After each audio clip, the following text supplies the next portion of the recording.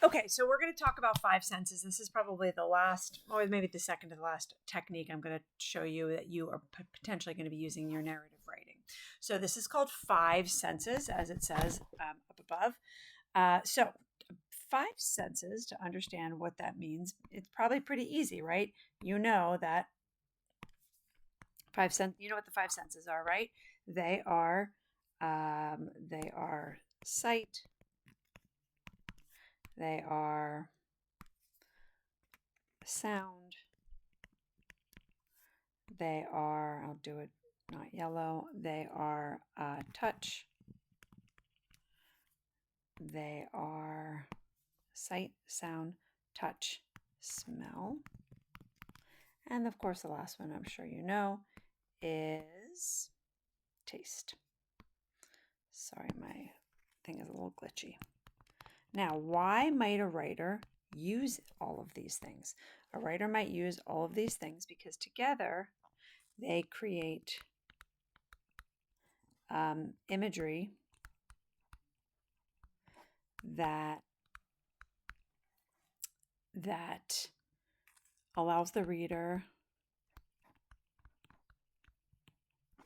to feel they are there,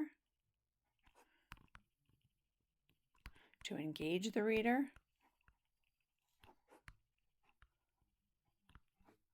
to connect with the reader.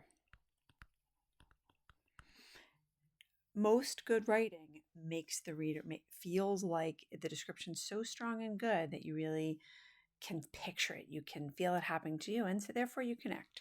So let's read this section from the very beginning of The Glass Castle. I was on fire. It's my early memory. I was 3 years old, and we were living in a trailer park in southern Arizona town whose name I never knew. I was standing on a chair in front of the stove wearing a pink dress my grandmother had bought for me. Pink was my favorite color. The dress's skirt stuck out like a tutu, and I liked to spin around in front of the mirror, thinking I looked like a ballerina. So you already have right now a little bit of sight. I looked like a ballerina. The dress's skirt stuck out. Those are both sight. But at that moment, I was wearing the dress to cook hot dogs, watching them swell and bob in the boiling water as the late morning sun filtered in through the trailer's small kitchen window. All sight, so we can picture what she's seeing. I could hear Mom in the next room singing while she worked on one of her paintings. So now you've got sound. I could hear Mom in the next room singing while she worked on one of her paintings. Juju, our black mutt, was watching me. I stabbed one of the hot dogs with a fork and bent over and offered it to him. The wiener was hot, so Juju looked at it tentatively, but when I stood up and started stirring the hot dogs again, here's touch, I felt a blaze of heat on my right side. Notice the felt. I turned to see where it was coming from and realized my dress was on fire. So again, there's a lot of sight here. My dress was on fire. And it's not a great description, but oopsie daisy, but you get the idea. My dress was on fire. Frozen with fear, I watched. Here's more sight. I watched the yellow-white flames make ragged brown line up the pink fabric of my skirt and climb my stomach.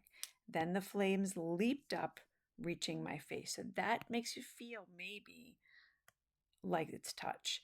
I screamed. I smelled the burning and heard the horrible crackling.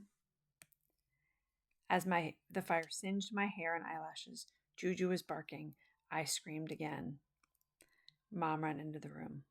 Mommy, help me, I shrieked. I was still standing on the chair, swatting at the fire with a fork I'd been using to stir the hot dogs. Okay, so that is, you can see, using the use of the four senses. Now, there's no taste, but that's okay. So the use of sight here and a couple other places, the use of sound here really helps us be immersed in that moment. The sound, the touch here, and of course the smell. All those senses together really, really help us be immersed in that moment and feel what she was feeling, think what she was thinking, be scared like she was being scared. That's the tone you're supposed to get. The kind of joy to the sudden fear of this horrible fire. Now, what you're going to do next, now that you've watched this, is you're going to go back into your writing folder in OneNote, and you're going to look for the 5 senses, it's labeled 1.95 senses, and there's a chart there. You're going to follow the directions and fill it out. And at the end of that, you're going to submit it to this assignment.